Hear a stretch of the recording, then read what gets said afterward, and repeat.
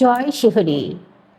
আজকের বিষয় খুব সুন্দর, খুব গুরুত্বপূর্ণ বিষয়। কারণ আপনাদেরকে বলি, কেতু কেতু যখন সুপ্রভাব দেয়, কেতুর প্রভাব এতটাই আমাদের জীবনকে পাল্টে দিতে পারে, যেটা মানুষের ধারণার বাইরে। কেতু হচ্ছে আধ্যাত্মিকতার প্রতীক। কেতু আমাদের জীবনে মুক্তি এনে দেয়, আমাদেরকে ভাগ্য পরিবর্তনের রাস্তা করে দেয়। কিন্তু কিছু বিষয় আছে যেগুলো কেতুর খুব অপছন্দের। সেইগুলো যদি কোনো মানুষ ক্রমাগত তার জীবনে করতে থাকে, তাহলে কেতুর দুষ্প্রভাবে ভুগতেই থাকবে। কেতু তাকে কোনোদিনও ভালো ফল দেবে না। ওই যে বললাম, কেতু হচ্ছে আধ্যাত্মিকতার প্রতীক। যত বড় বড় জ্যোতিষবিদ আছেন, যত বড় বড় মন্ত্র লেখক আছেন, যারা তন্ত্র সাধক আছেন, মন্ত্রবিদ আছেন, তারা কিন্তু সব কেতুর প্রভাবে হয়েছে।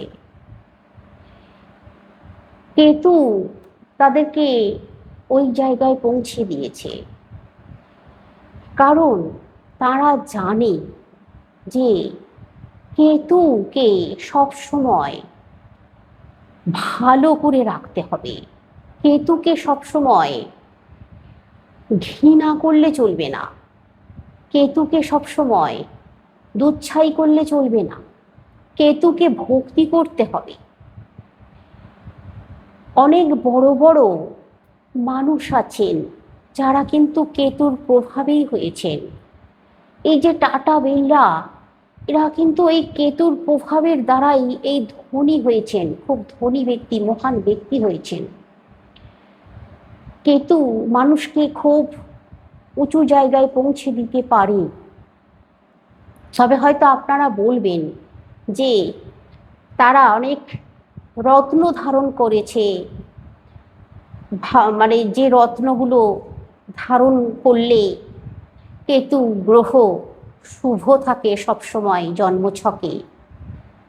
তো সেই রকম একটি গ্রহ, যেমন লেহসনিয়া, ক্যাটসাই বলে আমরা যাকে জানি, এই রত্ন ধারণ করা যায়, যায় না যে তা নয়। কিন্তু এই রত্ন ধারণ করতে গেলে আমাদেরকে কোনো ভালো জ্যোতিষের পরামর্শ নিয়ে তবেই এই রত্ন ধারণ করতে হয়। আর সঠিক রত্ন ধারণ করতে হবে, না হলে কোনো ফল মিলবে না। আপনার জন্মছকে লেহসনিয়া ধারণ করা যায় কি না, আগে ওই জ্যোতিষের কাছে জেনে নিন। অবশ্যই তিনি নিজেও বলবেন। যদি উনি বলেন যে আপনার জন্মছক অনুযায়ী আপনার ক্যাটসাই ধারণ করা যাবে না, তাহলে কিন্তু আপনি ধারণ করবেন না, ভীষণভাবে বিপদে পড়ে যাবেন। জোর করে অনেকে লোকের মুখে শোনা কথা যে লেহসনিয়া পড়লে আমার ভাগ্য বদলে যাবে, আমি রাতারাতি ধনী হয়ে যাব, যে কাজ করছি সেই কাজে সফল হয়ে যাব, এটা সম্পূর্ণ ভুল ধারণা।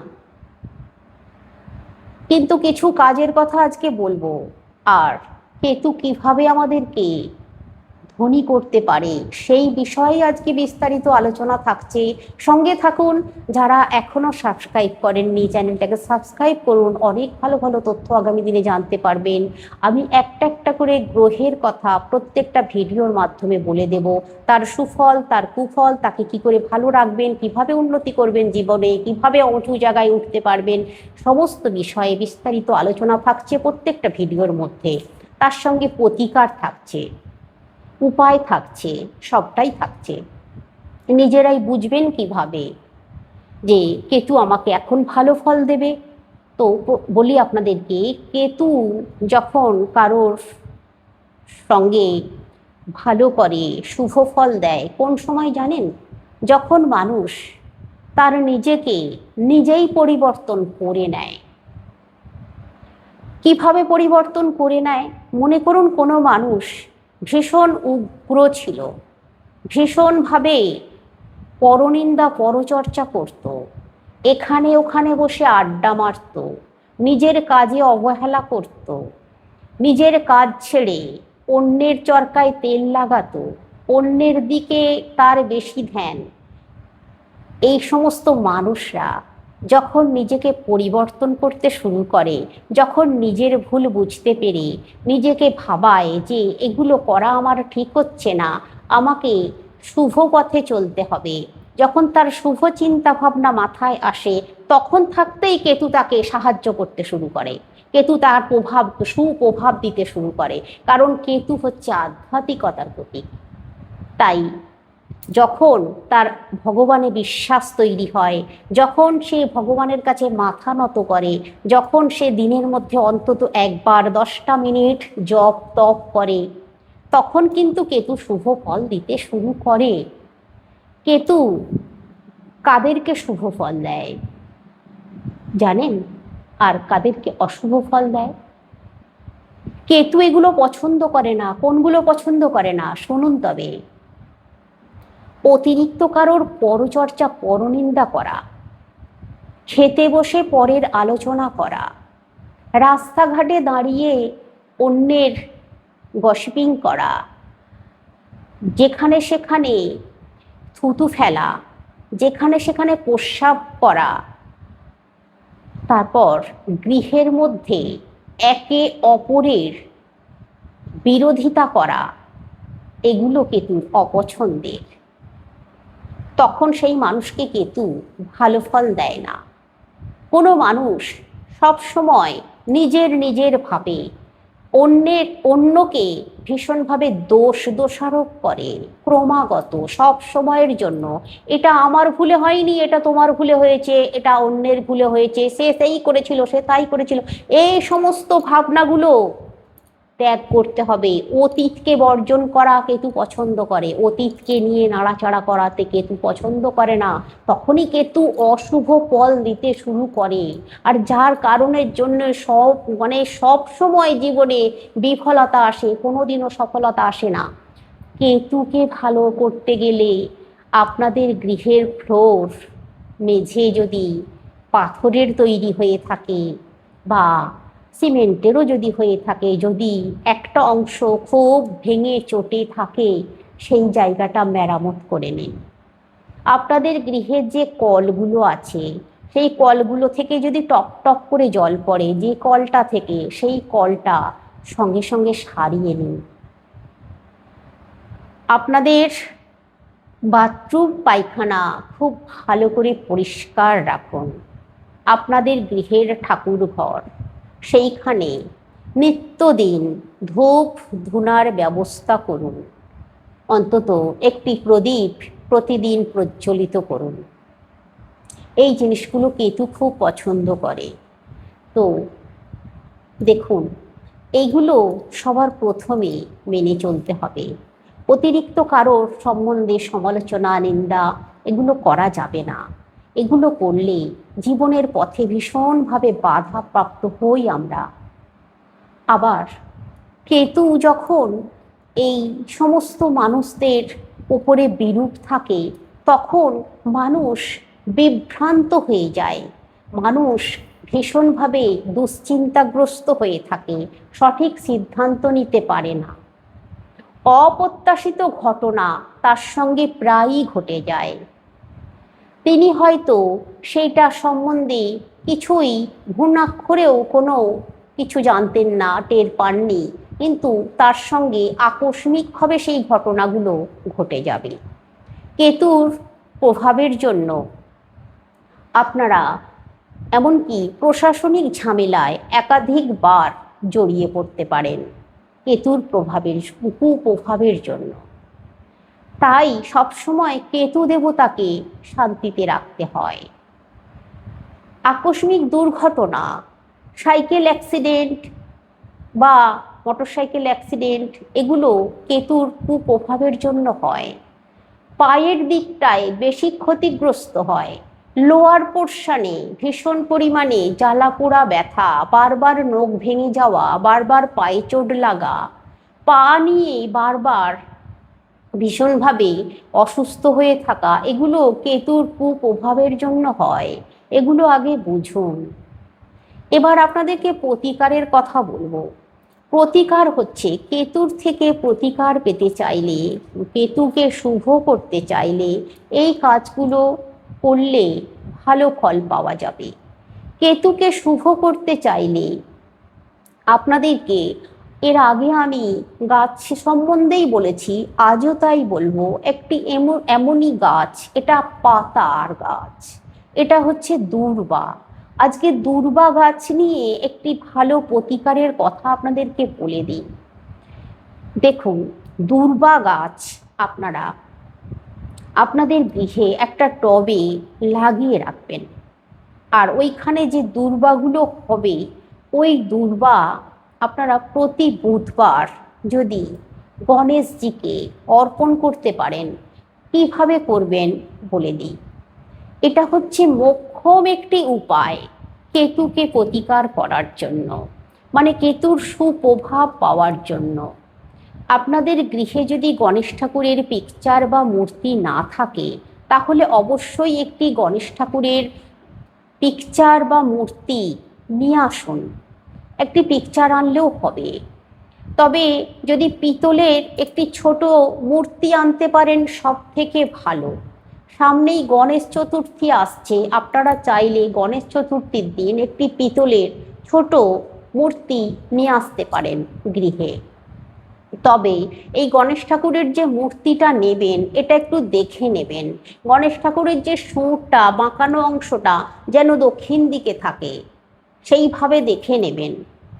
আর গণেশ ঠাকুর হাত তুলে আছেন, এইভাবে দেখে নেবেন, কারণ গণেশজি যদি হাত তুলে থাকেন, আশীর্বাদী হাত জানবেন। আর ছোট এইভাবে মাপ করে নেবেন। আপনার এই এই এর উঁচু যেন না হয় গণেশের মূর্তি, এইভাবে দেখে নেবেন। এবার বলি কি করবেন। আপনারা গণেশ চতুর্থীর দিন আপনারা স্থাপন করতে পারেন, বা যে কোনো বুধবার গণেশজির মূর্তি স্থাপন করতে পারেন, কোনো অসুবিধা নেই। দূর্বা দিয়ে কি করবেন বলে দিই, ভালো করে শুনুন। আপনারা দূর্বা নেবেন 21টি। 21টি দূর্বা নিয়ে 5টি করে আলাদা আলাদা ভাগ করবেন। 15টি হলো। এই 15টি 5টি করে ভাগ করলেন। একটি লাল সুতো নেবেন, লাল কার বা লাল সুতো 3টি অংশে বাঁধবেন, মাঝখানে 5টি, দুধারে দুটো 5টি করে বেঁধে গণেশজির মস্তকে আর দু কাঁধে ওটা লাগিয়ে দেবেন। এবার বাকি যে 7টা পড়ে রইল, বাকি যে দূর্বাটা পড়ে রইল, সেই দূর্বাটা কি করবেন, ওই দূর্বাটা আপনারা কি করবেন, গণেশজির চরণে দিয়ে দেবেন। চরণে দেবার পর গণেশজির মন্ত্র পাঠ করতে পারেন যদি জানা থাকে, প্রণাম মন্ত্র উচ্চারণ করতে পারেন যদি জানা থাকে। আপনারা যদি বলেন আমি সমস্ত গণেশজির মন্ত্র পরের ভিডিওতে দিয়ে দেব, আপনারা শুধু একটু লিখুন, তবেই আমি দেব। তো এবার যেটা বলছি আপনাদেরকে, গণেশজির চরণে দিয়ে দিলেন, বসে শুধু ওম নমো গণেশায় নমো জপ করতে পারেন, ওম নমো কেতুবায় নমো জপ করতে পারেন, করে নিলেন। আসন পেতে বসে ওই যে দূর্বাটা দিয়ে রেখেছেন, যে কটা দূর্বা বাকি ছিল ওই দূর্বাগুলো গণেশজির চরণে দিয়েছেন। ওইখান থেকে এবার পুজো হয়ে গেলে ওখান থেকে দূর্বাগুলো নিয়ে আপনারা আপনাদের মস্তকে ঠেকিয়ে লাল সুতো দিয়ে বেঁধে আপনারা আপনাদের লকারে বা আপনাদের নিজেদের কাছে রেখে দিতে পারেন। যদি মনে করেন হাতে বেঁধে নেবেন, তাও বেঁধে নিতে পারেন। আর যদি মনে করেন যে সুতোটা ভালো করে, লাল সুতোটা ওর মধ্যে জড়িয়ে আপনারা নিজেদের পকেটে ওপরের দিকেই রাখবেন, লোয়ার পোর্শনে রাখবেন না, যেন প্যান্টের পকেটে ছেলেরা অনেক সময় রেখে দেন, তো প্যান্টের পকেটে রাখবেন না, এটুকু আমি বারণ করছি। ওপরের দিকে ওপরের পকেটে রাখুন, আর মেয়েরা তাদের সাইড ব্যাগে রাখতে পারেন।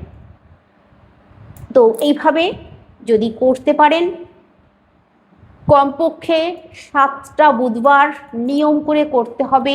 ওম নমো কেতুবে নমো বলে জপ করবেন, ওম নমো গণেশায় নমো জপ করবেন 108 বার আসন পেতে বসে। আর যে দুর্বাগুলো গণেশজির মাথায় মস্তকে দু কাঁধে দিয়েছেন, ওটাও আপনারা পরের বুধবার নামিয়ে নেবেন, ওইভাবেই দেওয়া থাকবে। আর প্রতিদিন একবার করে গণেশজিকে প্রণাম করবেন, পরের বুধবার নামিয়ে নিয়ে আবার নতুন করে দূর্বা নিয়ে একই কাজ করে যাবেন 7টা বুধবার পর পর। শুধু করে দেখুন, আমাকে অবশ্যই কমেন্টে জানাবেন। আর আপনাদের কেমন লাগছে আমার ভিডিওগুলো অবশ্যই কমেন্টে জানান।